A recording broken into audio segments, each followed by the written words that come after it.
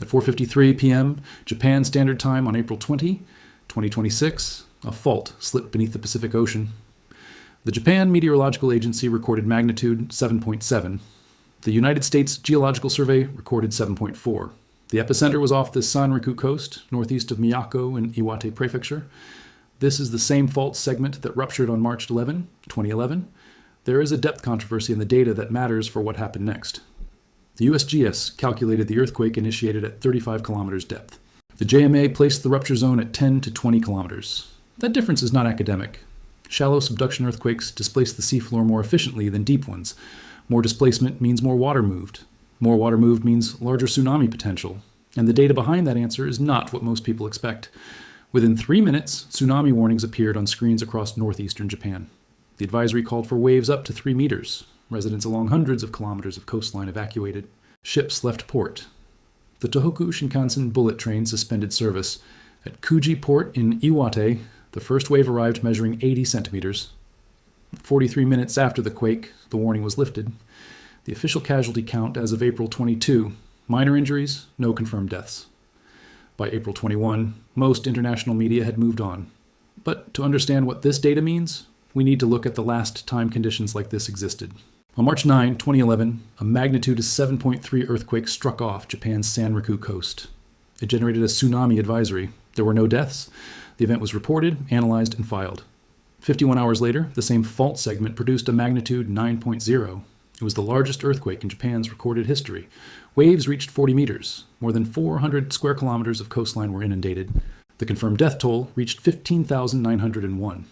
Another 2,519 people remain missing. More than 122,000 buildings were completely destroyed. The March 9 event was only classified as a foreshock after the March 11 main shock occurred. On March 9, it was simply a large earthquake. According to the USGS finite fault model released April 21, 2026, Monday's earthquake ruptured a patch measuring approximately 70 kilometers by 65 kilometers. The maximum slip recorded was 4.73 meters. The rupture zone is located at the northern edge of the 2011 megathrust rupture area. The fault geometry is consistent with shallow megathrust mechanics along the Pacific and North American plate boundary. The Japan Meteorological Agency cannot yet classify Monday's event as the main shock. That determination will only be possible after the current advisory window closes. That advisory window remains open until April 27, 2026 at 1700 Japan Standard Time. But here is what the data shows that almost no analyst is discussing right now. The JMA Megaquake Advisory System was established in 2019 in direct response to lessons from the 2011 Tohoku disaster. It is designed to communicate elevated statistical risk of a magnitude 8.0 or larger earthquake within 1 week of a significant event. Monday's earthquake triggered the fourth advisory since the system went live. The advisory states that the probability of a magnitude 8.0 or larger earthquake occurring within the next 7 days has increased from 0.1% to approximately 1%. That is a tenfold increase. It does not mean a megaquake is coming. It means the background seismic risk is 10 times higher than normal for a defined period. As of April 22, 175,957 people remain under evacuation advisories. A total of 182 municipalities, spanning from Chiba Prefecture to Hokkaido, are under the advisory zone. That zone includes the Fukushima Daiichi Nuclear Facility, the Onagawa Nuclear Power Plant, and the Higashidori Nuclear Power Plant. An M8.0 earthquake releases approximately 5.6 times more energy than an M7.7. The 3 previous JMA megaquake advisories issued since 2019 all expired without a subsequent M8.0 plus event. The probability framework suggests this advisory will follow the same pattern. But the same framework that generates the 99% also generates the 1%. What has not been reported in any major English language outlet is the 5-month sequence that led to Monday's event. On November 2, 2025, a magnitude 6.8 earthquake struck far offshore along the Japan Trench at a depth of 18 kilometers. The event was preceded by a week-long swarm of M4 plus foreshocks and occurred near the outer trench wall. That is one of the shallowest and most tsunami-sensitive sections of the subduction boundary.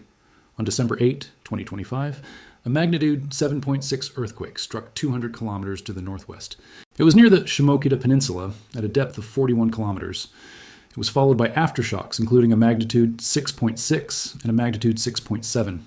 On March 26, 2026, a magnitude 6.5 earthquake struck in nearly the same location as the November event. This was an unusually large delayed aftershock occurring more than 4 months after the initial sequence. And then on April 20, 2026, a magnitude 7.4 to 7.7 earthquake struck in a location that sits spatially, by magnitude, and by depth between the November and December clusters. According to data compiled from the Japan Meteorological Agency and USGS earthquake catalogs, the region has experienced 162 earthquakes of magnitude 4.0 or greater since November 2025. That is not a single patch repeatedly breaking. That is a spatial cascade across multiple locked segments of the same subduction fault system. Each event is filling a different position on the plate boundary. Seismic stress does not disappear when a fault ruptures. It redistributes. The instrument data, when plotted across time and space, shows that redistribution occurring in real time across one of the most dangerous fault systems on Earth. The number that changes everything about how we understand this event is this. The 2011 magnitude 9.1 Tohoku earthquake released approximately 200 times more energy than Monday's M7.4 event. Earthquake magnitude is measured on the moment magnitude scale. Each whole number step represents roughly 31.6 times more energy release. A M9.0 is not twice as strong as a M7.0. It is nearly 1,000 times stronger. Monday's earthquake slipped a maximum of 4.73 meters across its rupture patch. It released enough energy to be felt across Honshu, but in the context of what the Japan Trench is capable of producing, it released approximately 1/200th of the 2011 event's total energy. That is 0.5%. The Pacific Plate subducts beneath the North American Plate at this boundary at approximately 80 millimeters per year. 15 years have passed since the 2011 rupture. That is roughly 1.2 meters of accumulated plate convergence. Not all of that convergence translates to elastic strain storage. Some is accommodated through slow slip, viscoelastic relaxation, and distributed deformation. But a significant portion does accumulate on locked fault patches. The Japan Trench is not a single locked patch. It is a segmented fault system hundreds of kilometers long, composed of multiple locked sections separated by creeping or transitional zones. The question seismologists are sitting with right now is not whether Monday's quake was large. It was. The question is which patch broke and which patches remain locked. That data is publicly available from the USGS finite fault model and the JMA technical bulletins. The rupture occurred on a northern segment adjacent to, but not overlapping, the main shock zone of 2011. The total area of the Japan Trench subduction boundary that remains capable of producing M8.0 plus earthquakes has not been significantly reduced by Monday's event. The depth controversy matters more than it appears. The USGS hypocenter calculation places the earthquake initiation at 35 kilometers depth. The JMA slip distribution model places the bulk of fault displacement at 10 to 20 kilometers depth, much closer to the seafloor. Both agencies are correct within their definitions. The hypocenter is where the rupture began.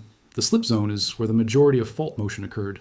For tsunami generation, the slip zone depth is what matters. Vertical seafloor displacement is what moves the water column. At 10 to 20 kilometers depth along a shallow dipping megathrust, even moderate slip can produce significant vertical motion. The 80 centimeter tsunami wave recorded at Kujiport was smaller than the 3-meter advisory. That is fortunate. But at the same magnitude, the difference between a 35-kilometer deep earthquake and a 10-kilometer deep earthquake can mean the difference between no significant tsunami and a locally devastating one.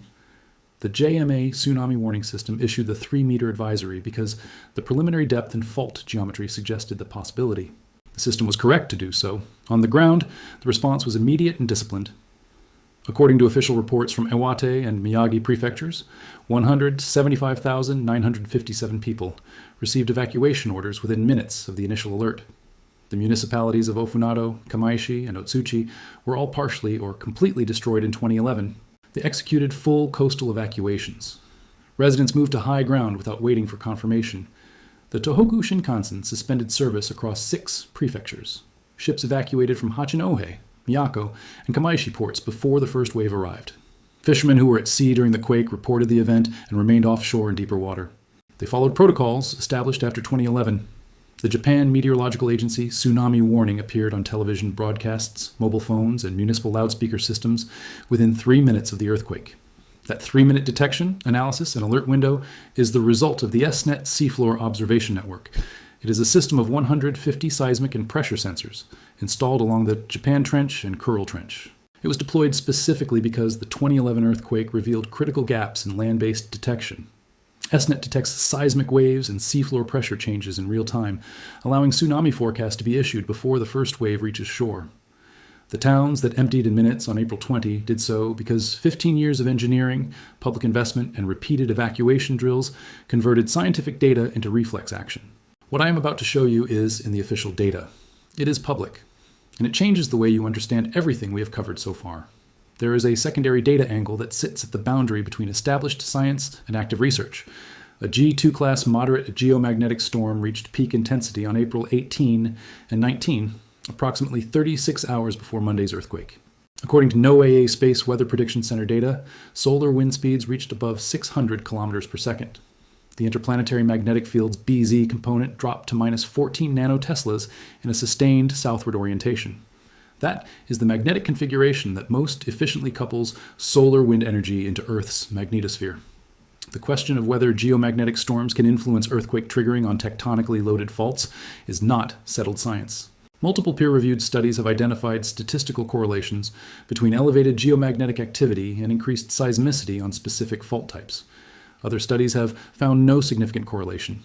The mechanism, if one exists, remains speculative. Hypotheses include piezoelectric stress changes in crystalline rock, ionospheric current induction, or perturbation of fault zone fluids. What can be stated without controversy is this. The instruments recorded a significant geomagnetic disturbance 36 hours before a major earthquake on a fault system that was already in an elevated state of stress.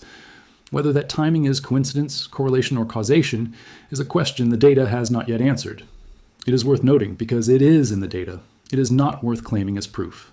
The scientific community is divided, and in the absence of consensus, the responsible position is to present what was measured and acknowledge what remains unknown. The 2011 Tohoku earthquake was reported in terms of immediate loss. The longer arc of impact is less documented in English language media. The initial economic damage estimate was 16 to 25 trillion yen, approximately 122 billion US dollars at 2011 exchange rates. That figure covered direct physical damage. It did not account for long-term displacement, lost productivity, contaminated agricultural land, or the psychological toll on survivors. More than 122,000 buildings were completely destroyed. An additional 282,000 buildings were partially destroyed. Approximately 23,600 hectares of farmland were contaminated with seawater.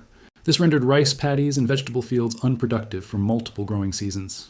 Unemployment in the affected region rose from approximately 150,000 to 190,000 in the year following the disaster. Many fishing communities, particularly those dependent on coastal aquaculture, never returned to pre-2011 economic output. Clinical studies conducted across Miyagi, Iwate, and Fukushima prefectures documented significant rates of post-traumatic stress disorder, major depressive disorder, and sleep disturbances among survivors. These effects persisted for years and in some populations remain elevated today. The Fukushima Daiichi nuclear disaster, classified as a Level 7 event on the International Nuclear and Radiological Event Scale, continues to require active decontamination and management 15 years later. And in April 2026, the Japanese government formally launched its third reconstruction and revitalization period, a planned framework running through 2030. 15 years after the earthquake, the recovery is still a formal government program. What Japan gained from 2011 is also measurable.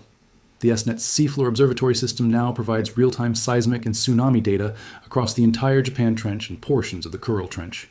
Tsunami inundation models have been revised upward in more than 300 coastal municipalities based on actual 2011 flood data. Building codes were strengthened, seawalls were raised or relocated, evacuation route signage was redesigned with universal symbols and multilingual text. Coastal forests were replanted as natural wave buffers.